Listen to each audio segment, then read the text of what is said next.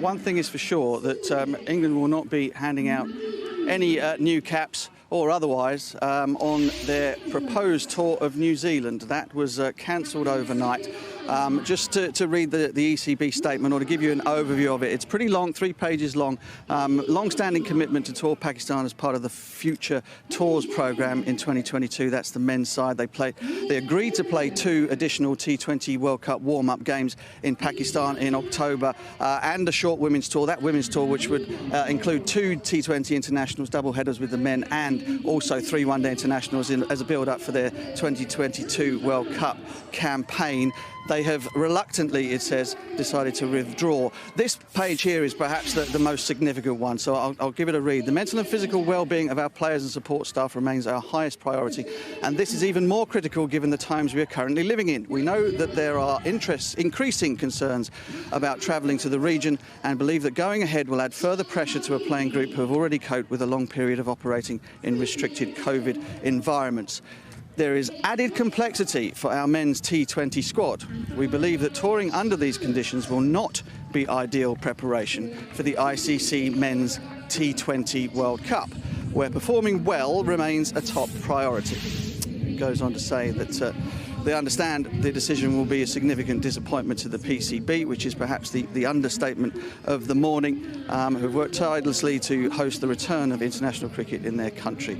Of course, they supported England and the England Welsh Cricket Board throughout COVID, through last year's lockdown, and sent another team over this year as well. And they emphasise their ongoing commitment to main touring plans there for 2022.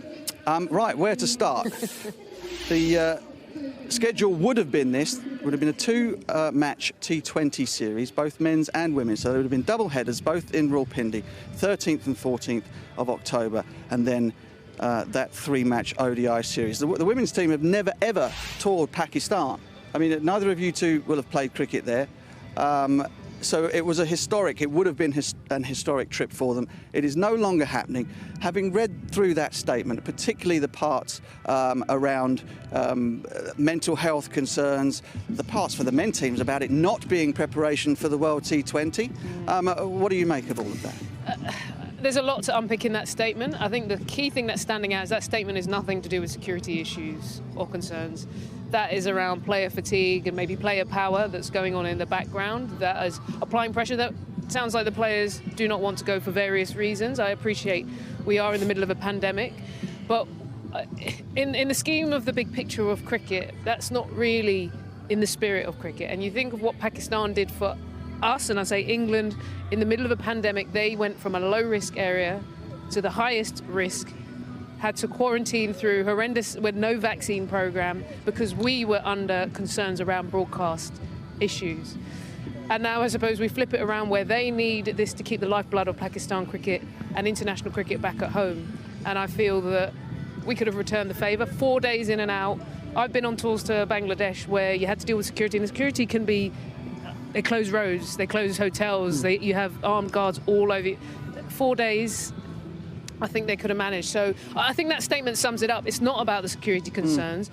And then the question goes the other side. Well, if it's about other things, then that could have been dealt with a long time ago. You didn't know just 2 minutes ago that this tour was happening. So disappointment is the word that comes to mind for me. Charlotte, what are your thoughts? I mean, Ebbs is absolutely right. There was no mention of security there. New Zealand have just pulled out of their tour there on security grounds that they've not shared with Pakistan or their authorities. And 5 days after getting back from that, they've just announced that they'll be touring India.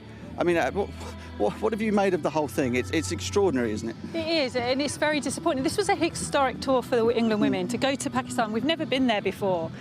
And then when you read there it's not great preparation for the men's team, well, it's great preparation for the women's team to go to the World Cup in next February. And yeah, it's just disappointing. Like Eb said, if that was security, I would have no problem. We probably wouldn't be having this conversation right now. We'd probably be going, fair enough. But the fact that it's workloads again, you know, they knew 5 months ago that the tours were backing up. They knew what their programme was for the next however many years. Yeah, it just seems really, and I'm so disappointed for the PCB. You know, like Eb said, they did a huge amount to get cricket on in this country last summer, and I think we seem to have a very short memory. It's been 12 years since international cricket was back in Pakistan. I've travelled there since. It's fabulous. You get presidential security. The Duke and Duchess of Cambridge were there. It was fine for them to tour. You know, you've got another point to make. Well, yeah, I was going to say there's a few points. I was going to say if it's a workload problem, we just watched England, the B version of the team, when there was a COVID issue, play Pakistan and beat them comfortably. The women's team... England found a replacement squad, the basically, to play that women's team now has a three-match. regional structure which has domestic contracts year-round. So if there was a problem around workload, I guarantee you there's players who would bite your arm off to be on that tour. The other thing around security as well, it sounds like Pakistan were prepared to negotiate behind closed doors, all those sort of issues. So it just senses to me, it screams of a team that have more power than another side and have made a decision, not thinking about the impact it's going to leave on them.